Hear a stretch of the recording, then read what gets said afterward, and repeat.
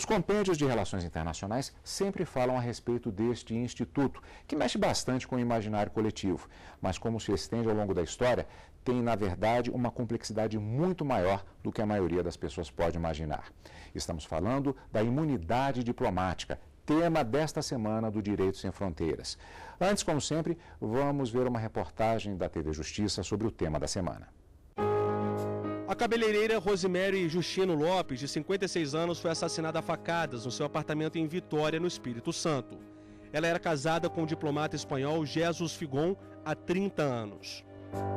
O diplomata chegou ao Brasil em 2011. Era conselheiro de interior e trabalhava em Brasília, responsável por mediar a investigação de crimes de cidadãos espanhóis no país.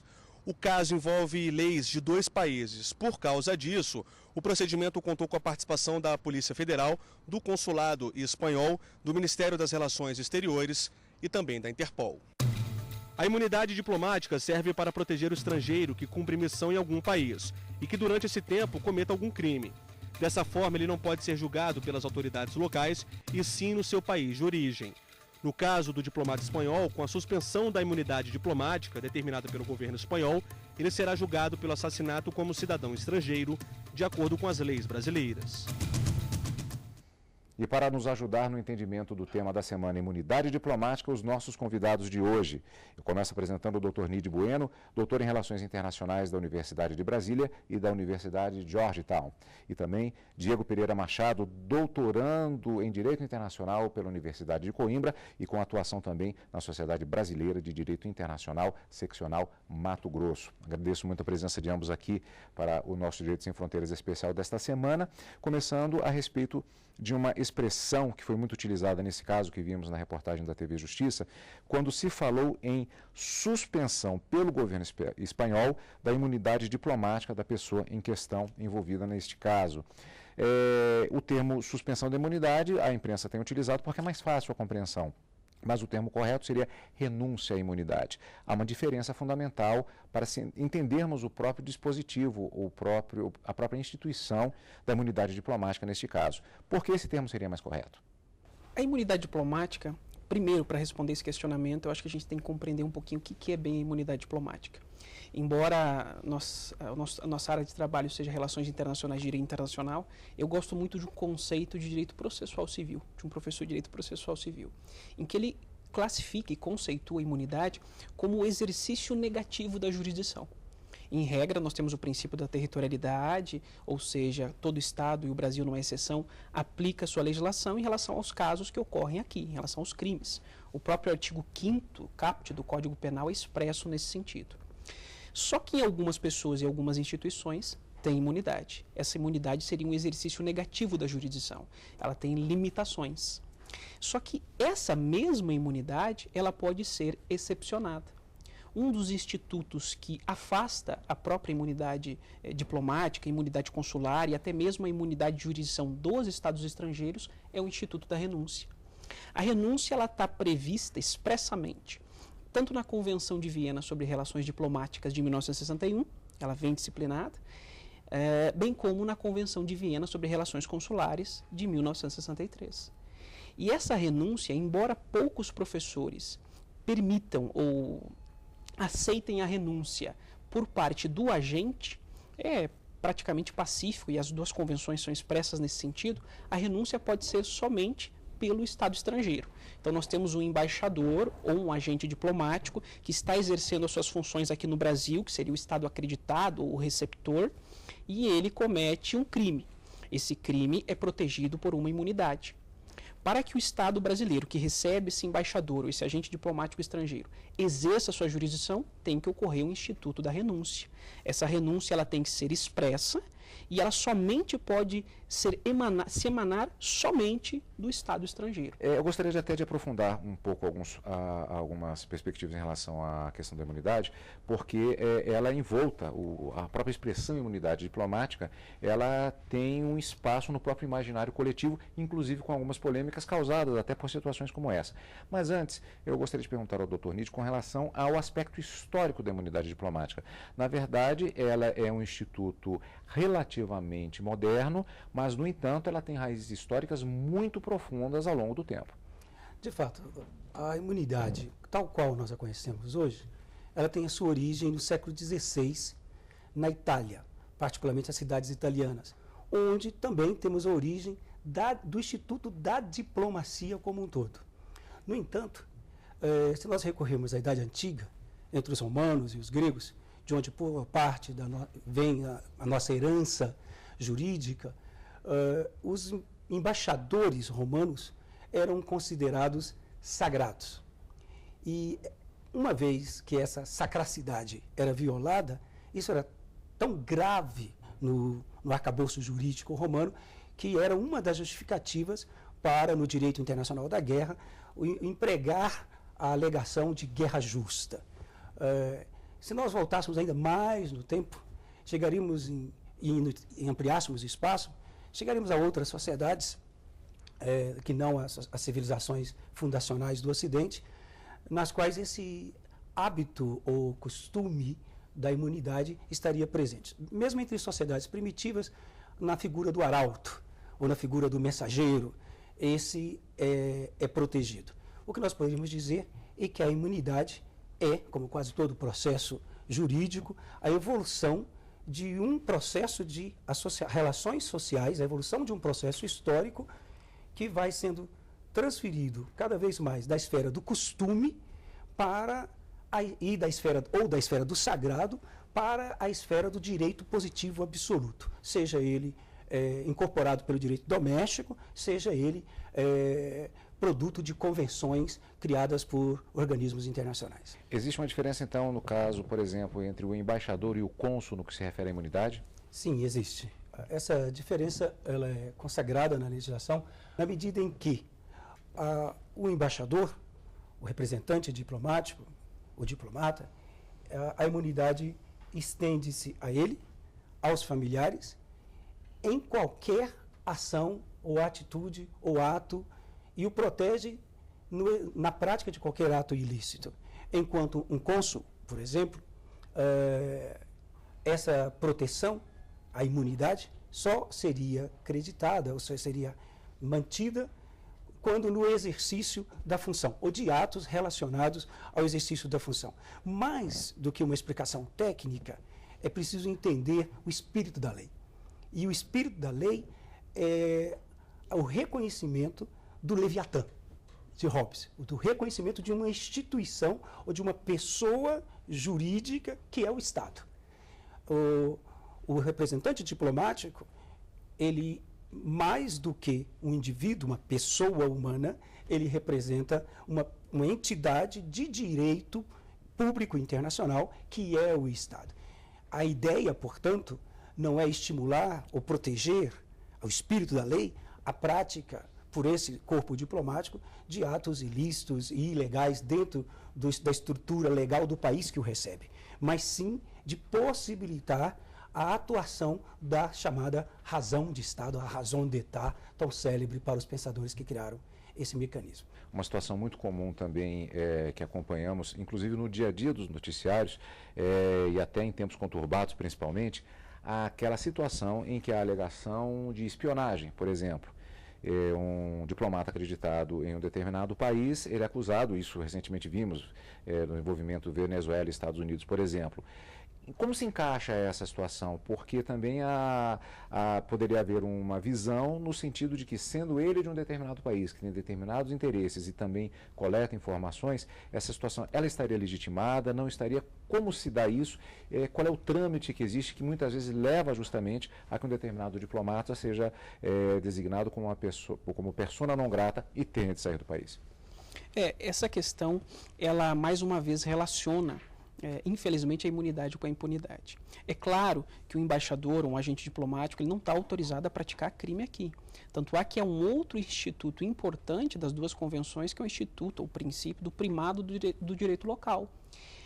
O agente diplomático ele tem a obrigação de acatar as normas locais. Com muita frequência, a gente escuta até em debates, até de alunos, que agente diplomático não precisa respeitar a norma de trânsito, agente diplomático tem isenção total. Não é bem assim. Tem que respeitar as normas gerais, locais do Estado receptor, tem que acatar normas de trânsito. A imunidade, por exemplo, que a gente estava debatendo, é em relação a uma questão penal. Se praticar crime, aí sim ele vai incidir a imunidade. E o procedimento que se adota quando um agente diplomático, há até uma instrução no âmbito do Departamento da Polícia Federal, quando um agente diplomático comete um crime, vamos supor que ele esteja em frente ao Congresso Nacional esfaqueando uma pessoa. Por óbvio, as autoridades locais vão cessar a conduta delitiva, podendo até conduzi-lo à delegacia. O delegado vai estar, aí é que incide a imunidade. O delegado vai estar impossibilitado de indiciar, de lavrar um auto de prisão em flagrante, não vai, por óbvio, gerar um processo penal e uma condenação penal. Só que há normas internas no próprio Itamaraty que, quando ocorrer esse tipo de conduta, o Brasil tem a obrigação de comunicar por meio das vias diplomáticas o Estado acreditante, o Estado estrangeiro, exatamente como o doutor falou, para que haja essa responsabilização.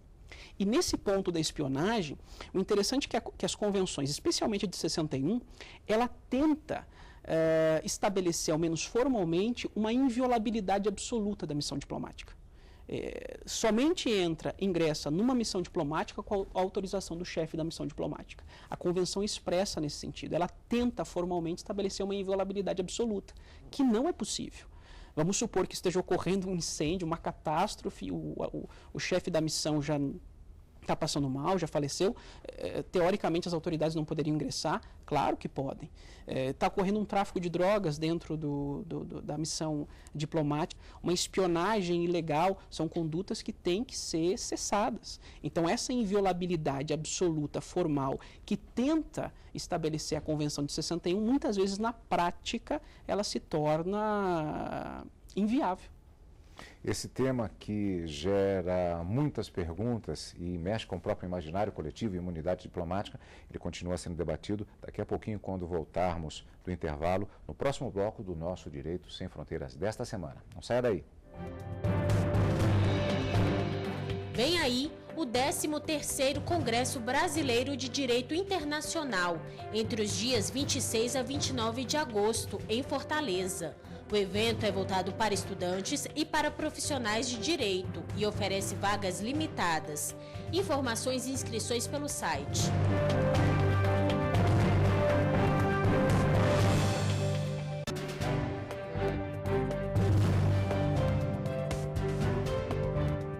Estamos de volta com o Direito Sem Fronteiras, especial desta semana, gravado aqui na Biblioteca Ministro Vitor Nunes Leal, do Supremo Tribunal Federal, para falar de um tema que, inclusive, mexe, como insistimos bastante no primeiro bloco, com o imaginário coletivo, imunidade diplomática. Há diversos aspectos relacionados a isso. Um deles é o fato de que, se há um consenso entre os países a respeito da imunidade, nem sempre o há em relação aos países que deteriam a possibilidade de usufruir deste instituto internacional. Aí eu faço a pergunta, como é que fica com relação a quando o governo de um determinado país não é reconhecido como tal? Aí temos, acho que vários casos, né, doutor? Acho que a China não é reconhecida por diversos países, a China não reconhece Taiwan como um governo legítimo, o caso dos palestinos também, e por aí vai. Como é que fica nessa situação? Bem, primeiramente é preciso deixar claro que a imunidade diplomática ela é a resultante da existência de relações diplomáticas formais entre os dois países. Neste caso, então, se não existem essas relações, se não há o reconhecimento da soberania de um determinado país por outro, logo não existem relações diplomáticas com aquele outro país, já que o Instituto da Diplomacia é um instituto público ligado a governos, estados soberanos. No caso, um dos casos que você citou, o da China, ainda temos um debate que pós-Guerra Fria parece pouco relevante, mas que de fato, ainda que não tenha relevância ideológica, tem importância, às vezes, sobretudo econômica, a questão da China e Taiwan. Taiwan, que se autodenomina de República da China. Enquanto nós temos do outro lado a República Popular da China. O Paraguai, nosso vizinho, não reconhece a China comunista, a China popular. E lá os diplomatas de Taiwan têm imunidade, enquanto os diplomatas da China, chamada comunista, não têm essa mesma imunidade. No Brasil já ocorre o oposto. Taiwan não tem embaixada. Taiwan aqui tem um escritório de representação comercial e cultural. O embaixador Isaac, que é, pelo seu governo, conhecido e tem toda uma carreira diplomática e embaixador, aqui não é acreditado como tal.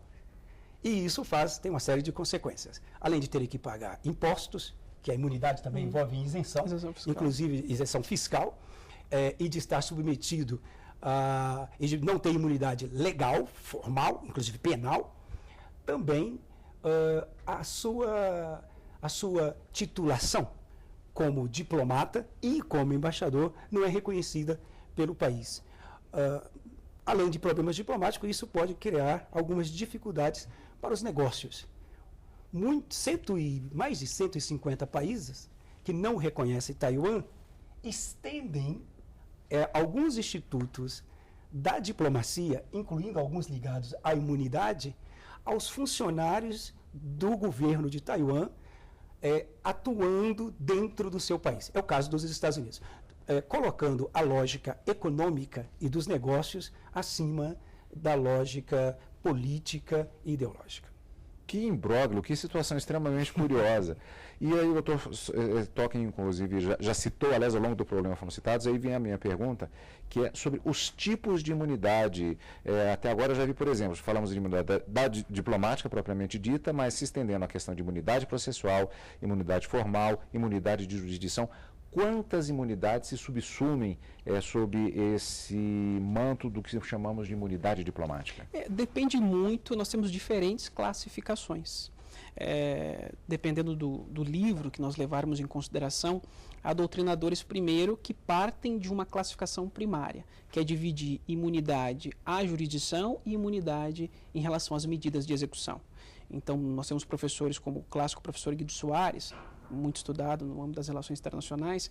Ele começa estudando as imunidades, fazendo essa distinção entre imunidade de jurisdição e imunidade em relação às medidas de execução.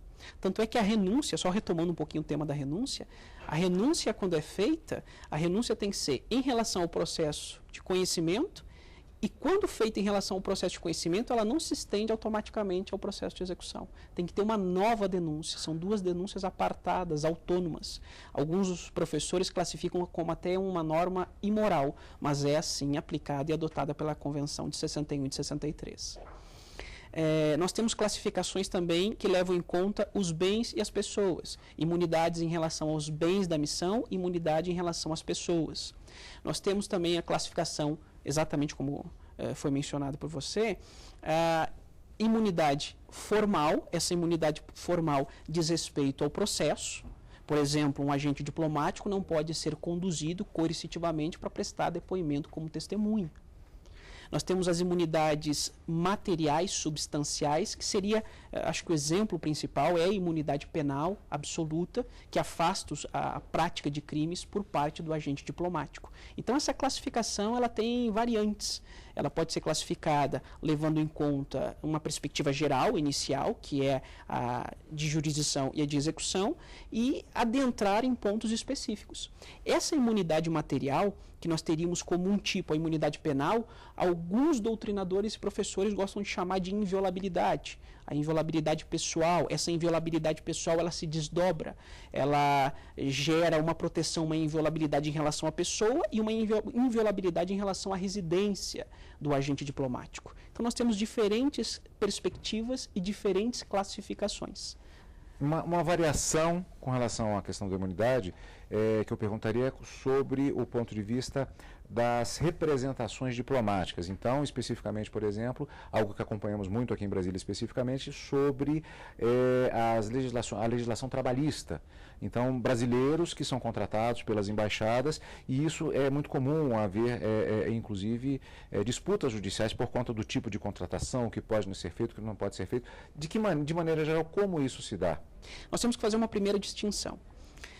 Primeiro, levar em conta a imunidade dos estados. Como o doutor falou, aquele ente público de direito público externo. A imunidade dos estados, se nós levarmos em conta a imunidade de jurisdição, ela ainda é um instituto consuetudinário, regulada essa imunidade pelo costume internacional. Embora os bens dos estados estejam protegidos em relação às repartições consulares e missões diplomáticas pelas convenções de 61 e 63. Mas a imunidade de jurisdição, em regra, ela é consuetudinária, regulada pelo costume internacional em relação ao estado. E esse costume internacional atual, moderno, ele faz uma distinção em atos de império e atos de gestão.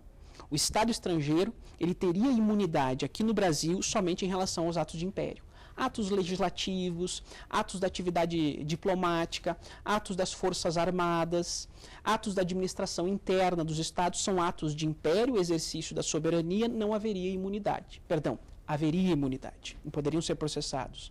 Agora, em relação aos atos de gestão, que seriam contratos particulares, o principal exemplo é o contrato de trabalho, não haveria imunidade. Então, vou dar um exemplo hipotético, a Alemanha poderia ser processada na Justiça do Trabalho se aquele jardineiro da sua embaixada aqui no Brasil, que foi contratado conforme a CLT, não teve os seus direitos respeitados. E o interessante é que o Brasil, jurisprudencialmente, começou a adotar a imunidade relativa, e eu estou falando de imunidade relativa, quando eu faço a distinção entre atos de império e atos de gestão, é uma imunidade relativa, porque em relação aos atos de gestão, não tem imunidade. O Brasil começou a adotar essa imunidade relativa, permitindo um processo contra os estados em relação ao processo trabalhista, foi mais ou menos em 1989, em um voto do então ministro do Supremo Tribunal Federal, Francisco Rezec, exatamente no caso que envolvia a Alemanha, que ficou assentado quando se trata de matéria trabalhista, ato de gestão, ato que se equipara ao ente particular, pode ser processado, não tem imunidade. Esse mesmo costume que diferenciava atos de gestão e ato de império, tradicionalmente no Brasil sempre se aplicava às organizações internacionais. Uma organização internacional que pratica um ato de gestão não tem imunidade. Uma organização internacional que pratica um ato de império tem imunidade. De 2009 para cá, o Tribunal Superior do Trabalho começou a reformular o seu entendimento, e isso se consolidou em março de 2015 em 2 recursos extraordinários do Supremo Tribunal Federal, que ficou assentado que a imunidade das organizações internacionais, como a ONU, é uma imunidade absoluta, inclusive em matéria trabalhista. Não há imunidade. O trabalhador realmente ele fica sem os seus direitos trabalhistas respeitados e acatados quando envolve uma organização internacional. Por quê? Isso exatamente porque existe uma convenção de privilégios da ONU, que o Brasil ratificou em 1950, e essa convenção expressamente prevê imunidade absoluta para a ONU e seus organismos especializados, inclusive em matéria trabalhista. O nosso tempo já está esgotado. O tema imunidade diplomática, como disse, mexe com o imaginário, é um tema que eu considero fascinante. E por aqui fica esta edição do Direito Sem Fronteiras. Eu recebi para falar a respeito do tema imunidade diplomática Diego Pereira Machado, que é doutorando em Relações Internacionais pela Universidade de Coimbra, e o Dr. Nide Bueno, que ele é doutor em Relações Internacionais da Universidade de Brasília e da Universidade de Georgetown. Se você quiser acompanhar esta e outras edições do Direito Sem Fronteiras, entre no site tvjustiça.jus.br. E se quiser encaminhar a sua sugestão de pauta para o nosso programa, basta enviar para o e-mail direitosemfronteiras@stf.jus.br. Obrigado pela companhia e até a semana que vem. Tchau!